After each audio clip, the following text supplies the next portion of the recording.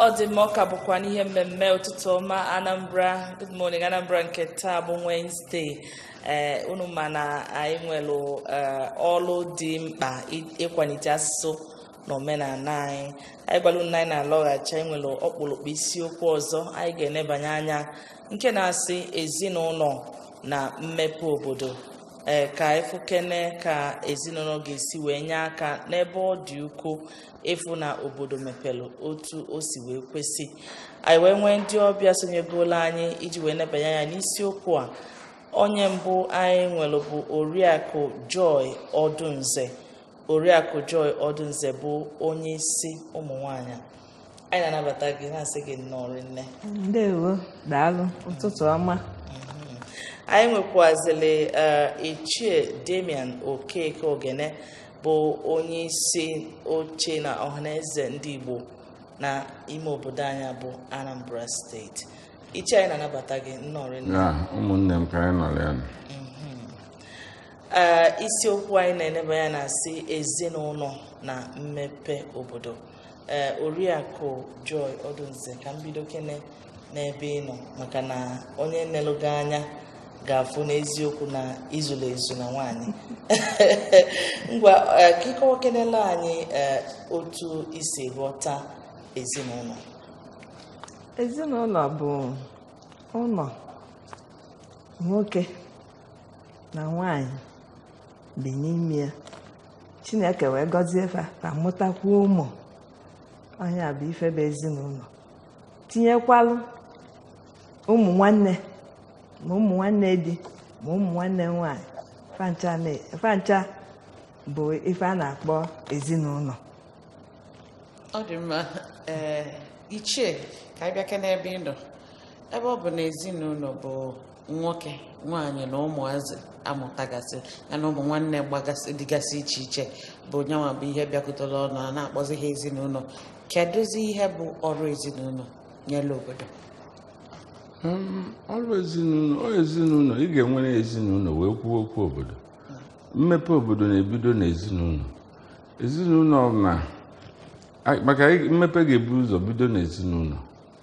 Ịzụ ụmụ gị ọfụma, ikwu na ibe gbara okirikiri.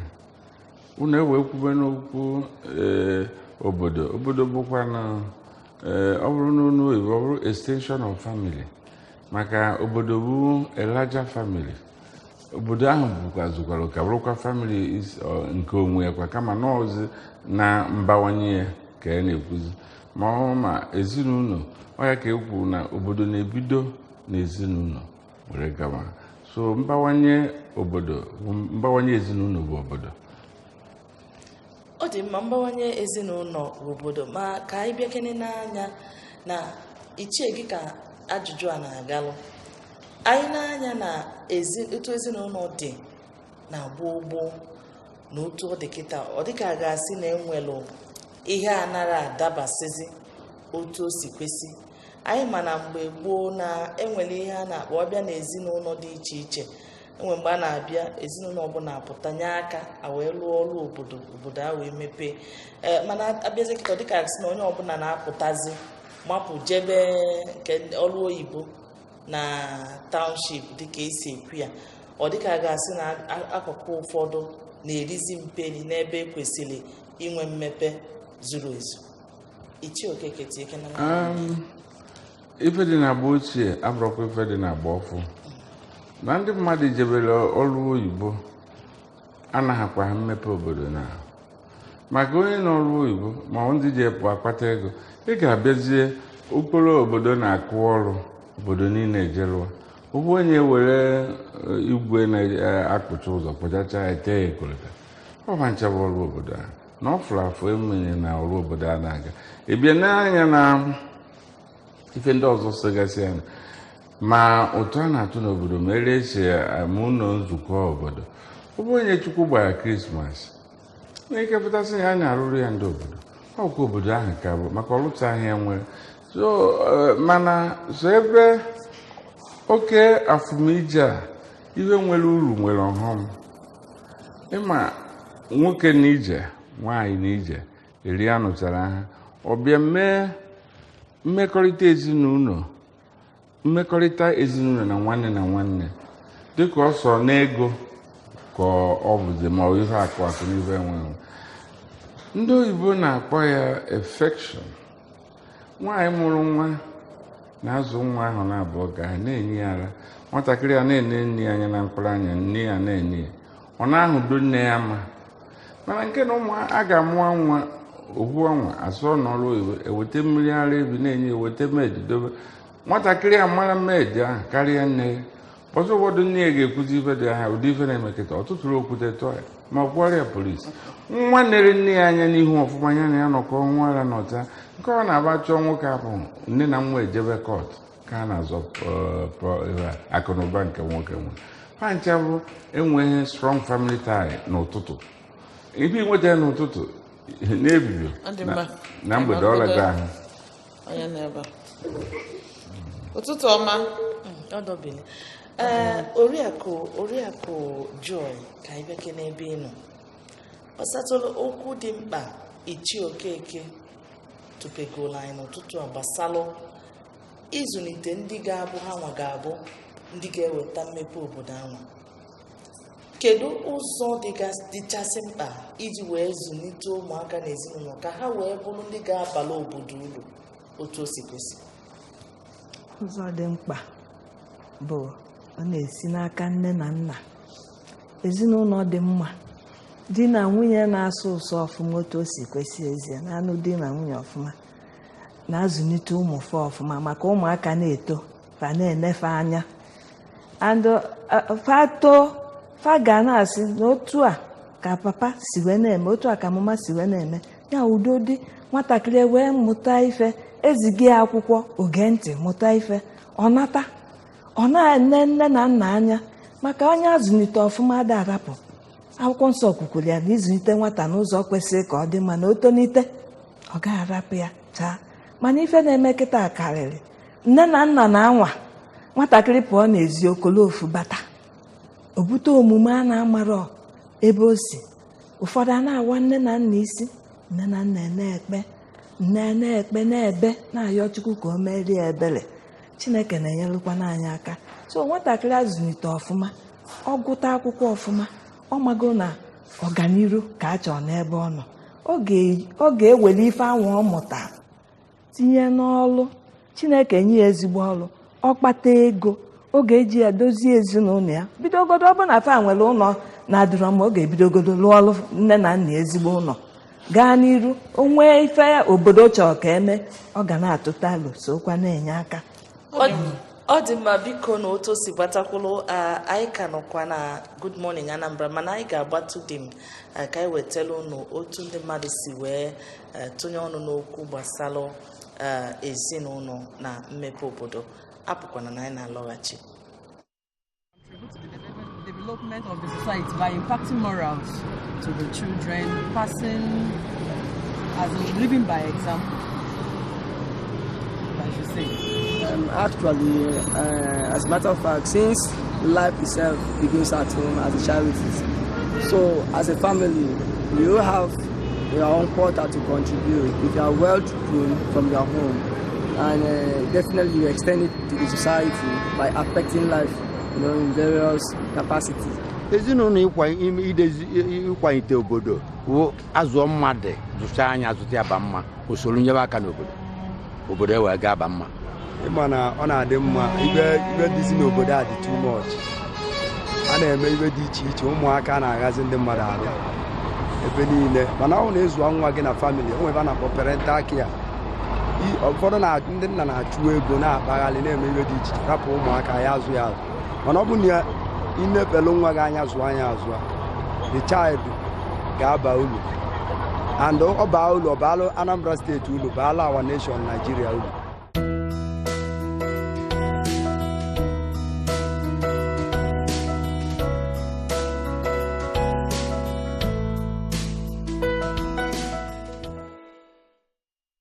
Ọ dị manya afụgo ka ndị mmadụ si tụnye ọnụ na ya bụ isiokwu ezinụlọ na mmepe obodo. O wee bụrụ ihe anyị na-ekwu ebe a na mba ụwa niile na-ekwukwa ofu okwu anwa. Ọtụtụ oge ọ na-agbagwoju m anya ihe ndị United Nations ha binie ha sị na ihe dị ka tata bụ ụbọchị anyị ga-eji echeta ezinụlọ. Ha wee sịkwa na ihe ha na-atụ ya bụ ihe ntọala ezinụlọ na-atọbọcha ụkpụrụ ma ọ bụrụ ndị be anyị ka ụmụaka wee so. Nke a bụ ihe ha si n'ọnya bụ ebe ha na-enejela anya. Ofu onye kwuru okwu ebe wee na-ekwukwa ihe dịka ya bụ ihe ya Ichie Okeke Ogene ikwugbego ihe dị otu anwa gbasalụ ntọala a na-atọ n'ezinụlọ ka wee fụ na ụmụaka si n'ezinụlọ dị otu a bụ ndị ga-etopụta echi bịa nye aka na mmepe obodo. Biko kedu ihe o ji dị ya ka ndị United Nations na-echela anya wee sị na ha ga-akpụ ụbọchị taa ụbọchị ha ga-eji wee na-echeta ezinụlọ? Ya bụ na etu a na-ekwu ya ebe a ka a na-ekwu ya n'ebe ndị ọzọ. Ọ ife kwesịrị ekwesị maka dịka m kwuru mbụ inweghị ezinụlọ na-eme nwa obodo and ebe nwere udo na ezinụlọ a ga-enwe ezinụlọ ihe nne dị n'udo obodo adị n'udo. And nke ọzọ bụ obodo ọbụla na-enweghị usoro omenala obodo ahụ nọ ka obodo adịrọnụ. Maka a na-ekwu okwu omenala anụnwa tradishọn ndị be anyị na-aghọtafie ụfọdụ na-eche na tradishọn paganism. Enwere ịgọ mmụọ enwere ife dị iche na ịgọ mmụọ na omenala. Omenala bụkwa na usoro ndị ji azụ ndị nke ejije ife eji mara ndụ ihe ha na-ahụ eme ọ bụrụ nsọ ihe ha na-ahụ etu esi adụ anwụ ọdụ. Dịka m gwara ndị mmadụ onye nwe ya na-akpa ike ma ọ na-eme ife bifo oge ahụ mmanwụ ka a na-etitere onye mụtara nwa na-etitere mmadụ mmanwụ nwa ya mmanwụ ka mmanwụ vụrụ ya n'ọka oyiye ya egwu ka o were chagharịa wee mere ife ụzọ esi agbaziri mmadụ. Ma ụdị ọgbaraọhụụ a nọkega ụmụaka ejigokwu ma ife onyonyo ma everything mgbe ha jizi egbe mere ife eji egwumegwu mmụọ bụ ịtarị ka ị ga-ewetaziri ọtụrụ egwu. Mana mgbe anyị nụ akwa mmụọ anyị nụ onu mmụọ ka ọ na-ebe ekwuo na mmụọ na-abịa amanza dị nso ọ bụ na ịzụrụ osi ma ọ na-esara ụsa ikwuo ya ozugbo maka a ga-agwa ọdụ isi esuo ya iji ekwu nke bụ eziokwu.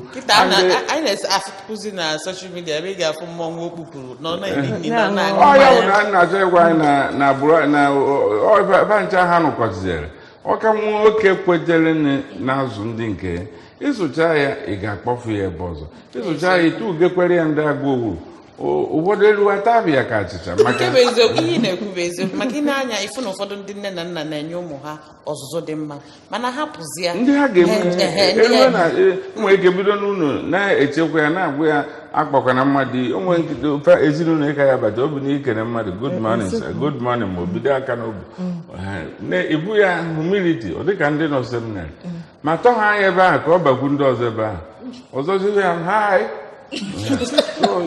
ibu na ndị ọzọ na-agwa ya na ife ọ na-emebu na agba ochie dị mgbe ọ bakwuzere ndị agha azụ ha ọfụma omume ya ha maka nna ya ga-anọ iche ịnazi ene nwa ya na-ebe ọbụ bata obido aka n'obi wee kene ụfọdụ sefụ ị na-asị ya nna itotekweta nke ekenekwu mmadụ si na onwe karụ dị nwekarụ dị ịma jikere nne na nna ya source of income and everything. Ọ dị mma ị na-anya n'ụfọdụ obodo dịgasị iche iche anyị ma na ụfọdụ ezinụlọ udo adịgasịrị ya anyị ma na ezinụlọ bụ ihe bịa mekọta nke a na-akpọ ụmụnna inekwuzi anya ụfọdụ ije ọgbakọ ụmụnna bụkwuzi nsogbu. Ọ bụzia n'obodo adị otu a ụmụnna adị otu a kezi ka ụmụnna na ezinụlọ ndị a dị iche iche ga-esi bịakọta ọnụ ịfụ na enwere mmepe n'obodo anyị. Ya bụ ajụjụ m wee bụrụ kedu ụzọ dị mma kedu ụzọ kachasị mma iji wee fụ na ezinụlọ nyere aka ije na mmepe obodo dịgasị iche iche. Wee ịbịa na nke a anyị nwere eje nzukọ ụmụnna ma nzukọ obodo ị ga-ama ọkwa na itikata aka n'obi gwa ndị mmụọ ka ndị ndụ o nwere ka ị ga-akpanyeruo nsogbu n'obodo ndị obodo ahụ ama agwa ha ebe isi maka agha ka eji ekwu anyị na-ayọ ụmụ nwaanyị onye ọhụrụ na-eje ije ka ọ mara ebe o jedoro ka a mara agbụrụ amụtara ụmụ gị na ndị Hausa nọcha ebe nwụgharịa uwe ejibe mma eme nzukọ ebe nzukọ ụmụnna o wenye mma nọ ịkpabụrụ onye gị na ya nọ si ejikwa nwayọọ na onye abụkwa Hausa na ọ bụghị ibe anyị mana ọ na-azụ ibe anyị so ọ na-achabụ nsogbu anyị na-enwe onweghị agbụrụ ọbụla jidere onwe ha aka na-aga erefasi aga na-eji mma eme nzukọ ụmụnna ebe ahụ ebe eji nzukọ ụmụnna na bọtụlụ eme nzukọ ọ ndị niile ọwụta ya ịgba mkpụrụ akwụ ma akwụ ojukwu ma ihe ndị ọzọ gwụgharịcha ị na-ahọcha na ịhọchatara nwantịtị oge ndị amaghị ebe fasi akapụzie ndị nwe obodo so ị gaghị amazi ihe ị ga-eme na egbonya bụ ọgụgwa ọ dị mma biko Oriakụ Joy ka mbịakene ebe ị nọ gbasara ịzụlite ụmụaka o nwere ajụjụ Chidimma jụ maka ụzọ kachasị mma ezinụlọ ga-esi wee nye aka na mmepe obodo nyekenela anyị aka n'akụkụ a kedu ụzọ ọ dị gị ka ọka mma ga-esi wee nye aka na mmepe obodo na mbụ ezinụlọ ọbụla kwesịrị ụtụtụ eteta ụla ekpe ekpere ezinụlọ na-ekpe ekpere kpọbata Kraịst na-anọ n'udo Chineke na-enyere fa aka fa wee were ya wee na-aga ụmụaka a na-agụ Baịbụl na-akọwara fa ife dị njọ fa ga-ezere onwe fa ekpe ekpere na-ekpesi ike onye nwatakịrị na-etokwa ọ ga-eji ya wee pụ gị bụ nne gị nwa na-ekpe ekpere ị ga-amakwa Chineke dịka Ichie kwuru na ụmụ nwaanyị nwee ka fa si eme anọkata esi ofu ebe kote ma ndị ji mma eme nzukọ o nwee okwu ọ gwara ụmụ nwaanyị ọ gwara ụmụ nwaanyị ezigbo okwu because na amarọ ka fa si eje ana maka ụmụaka ga na-eme omume ịnọkata oyiro nne oyiro nna a na-ajụ keduzie ebe o si so ụmụ nwaanyị na onwefa ga-akwado onwefa ọfụma nọdụ nwayọọ nọdụ n'okpuru nwoke na-anụfa jikwata ezinụlọ fa maka o jikwata ezinụlọ a ga-adị mma ụmụ nwaanyị na ya ga na-eme ọfụma ụmụ nwoke na ya ga na-eme ọfụma fụ na fa ji ofufe ọzọ ịfụnanya etinye ụmụ gị n'arụ tinye ụmụ nwanne gị n'arụ gosi fa na-efe ụfa n'anya onye na-eme ife ọjọọ igwe ya na ife ọ na-eme adịrọ mma nke na-eme ife ọma ị na-etie ọ na-aja n'ife ọ dị mma na nchịkọta Ichie biko maka oge anyị adịrọzi kedu okwu ị ga-agwa ọtụtụ ezinụlọ nwere ike nwa ha etogo ọ bịazịa ka o je nye aka na mmepe obodo asị apụtakwa na agha egbu ya Ichie ọba ncha bụ ịdọghachi obodo aka azụ ha ncha bụ mmadụ ịnọchiri ịgbachiri onye chi ya agbachiri mgbe Chukwu were ihe nye gị na ịmaje eke ikero ọ nara gị onye maje eke onye ka a na-agwakwara ndị mmadụ ndị Igbo zara afasi akụ enwebe o nwerekwa onye akụ bube ya iche ana m awụ na ekpe ekpere asị Chukwu ọ bụrụ na nke inye m erika na mma eke tikwere m ọ bụrụ na m amara eke weburu nye onye nwe onwe nke ofu onye agha dị obodo ofu onye bara ọgaranya ọ na-atagbu onwe na ahụ ndị Igbo na-aza afọ ụmụnna nwezuo akụ udo adị ịbịakwa anyị adịghị ka ndị ugwu ma ndị ofe mmanụ jabụ inwe ego etiri Igbo bebe n'ụtụtụ ericha anya nwe nkwụ ibe ọ gụrụ nwa ego n'ala Igbo onye Igbo bebe ericha nri nwe nkwụ si ifu nkere na-achọ onye ọ ga-egbu ọrịa nwa afọrọ onwe ọ naghị achọ obi ọ ga-ekwebi abịa ndị onye na-abịa abịa si ndị a na-anarafa akara aka ma ndị obisiri ike ụdị mmadụ ma ị na-anya ama ọkpa aka m narakwe m akara aka ma bịa richa anyị mana onye Igbo ahụ ochie ọ dị mma biko anyị na-ekene ụlọ biko taa dị nnọọ egwu na Good Morning na Anambra nke taa Ichie anyị na-ekene gị biko maka ịbịa sonyela anyị n'ụtụtụ a Oriakụ Joy daalụrị nne biko maka isonyela anyị biko n'ebe a ka anyị na-adọbilie na ihe mmemme anyị nke ụtụtụ taa na-ekene gị n'ụzọ pụrụ iche gị onye sonyela anyị matakwanụ na echi bụ ụbọchị ọzọ aba mfa mbụ n'onye Nwokoye afọ m bụkwazi Chidimma Ọranwa daalụ rinne na isonyela anyị